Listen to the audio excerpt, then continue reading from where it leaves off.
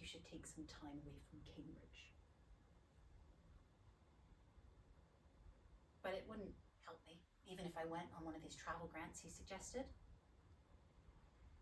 I felt so devastated. I had done nothing of fun all year. I could feel myself on a precipice of despair, slipping away, when suddenly someone grabbed my hand.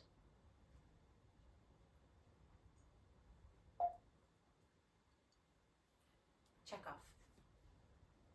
Pull me back from the edge of despair. Call it kindness, magic, general goodness. No longer a plot device, but a friend.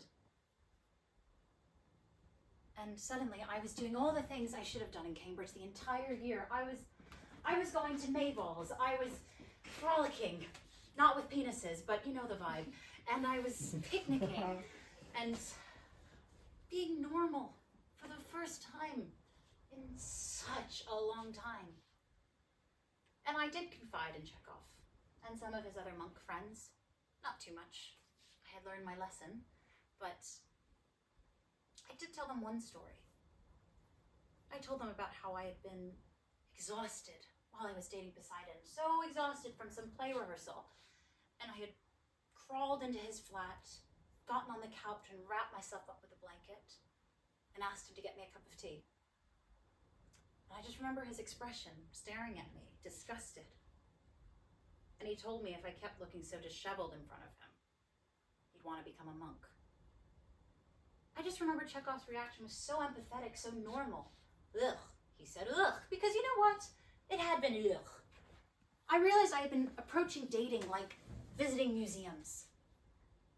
I had waited for so long for a piece to move me, and I wouldn't even give anything the time of day. But when I saw that statue of Poseidon, oh my God, was I enraptured. Every day for 3 years, every time I went to the museum, I would go find it and just obsess over it, writing about it, drawing it, drooling over it. Until one day, maybe the day I came to Cambridge, I opened a book and I realized that statue was a fake and its artist a cheat. And then I found out that statue of Pan was a cheat as well. That didn't mean every museum was shit. That didn't mean every museum was full of frauds. I had gotten unlucky, and it wasn't really my fault. Pilgrimage. I did actually end up getting one of those travel grants.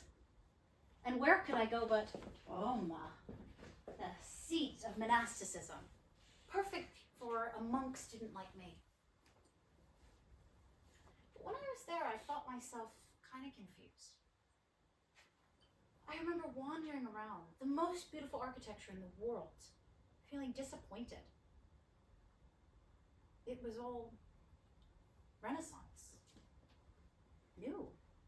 There was nothing from the Dark Ages. There was nothing gritty and medieval and broken. Everything had entered a period of rebirth and renewal. In that moment, I realized how foolish I'd been. Punishing myself for the sins of others, I had effectively martyred myself. Because in all honesty, what had I done? Fallen in love with someone who didn't deserve it. Be nasty to myself over normal human mistakes. And then I learned the truth of just one more rule. In the summertime, the above-mentioned lessons should not be read. One of the Old Testament should be said by heart instead.